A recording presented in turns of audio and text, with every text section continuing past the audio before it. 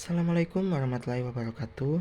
Perkenalkan, nama saya Muhammad Arkan Lauma dengan NIM 131423018 akan mempresentasikan materi keempat yang berjudul menganalisis proses penarikan dan seleksi MSDM. Apa itu penarikan dan rekrutmen?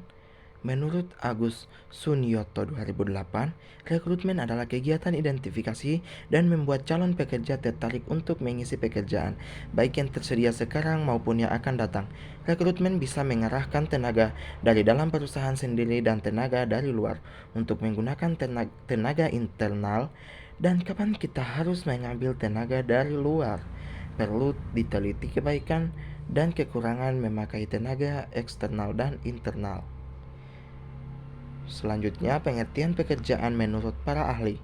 Agus Sunyoto 2008 membuat cara perekrutmen dan sumbernya sebagai berikut. 1. Merekrut orang dari dalam atau internal. Beberapa ketentuan memang mengkehendaki calon pegawai atau karyawan diambil dari dalam organisasi sendiri.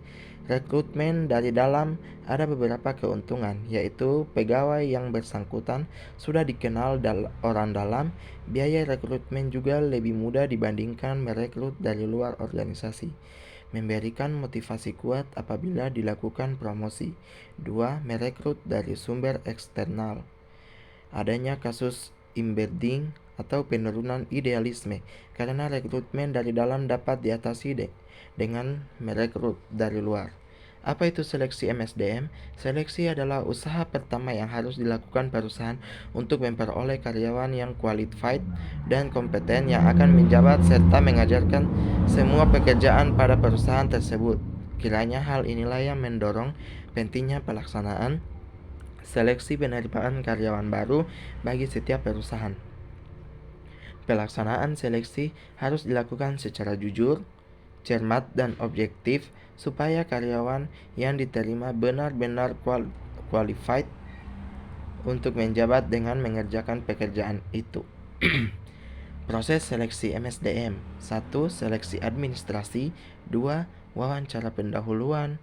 3. Formulir lamaran pekerjaan. 4. Pemeriksaan referensi. 5. Tes psikologi. 6. Wawancara lanjutan. 7.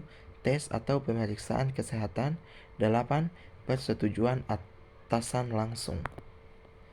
Tujuan seleksi sumber daya manusia. Seleksi penerimaan karyawan baru bertujuan untuk mendapatkan A. Karyawan yang qualified dan potensial. B. Karyawan yang jujur dan disiplin. C. Karyawan yang cakap dengan penentuan yang tepat. D. Karyawan yang terampil dan bergairah bekerja. E. Karyawan yang dinamis dan kreatif. F. Karyawan yang inovatif dan bertanggung jawab sepenuhnya. Baik, itulah presentasi dari saya. Saya Muhammad Arkan Lauma. Terima kasih. Wassalamualaikum warahmatullahi wabarakatuh.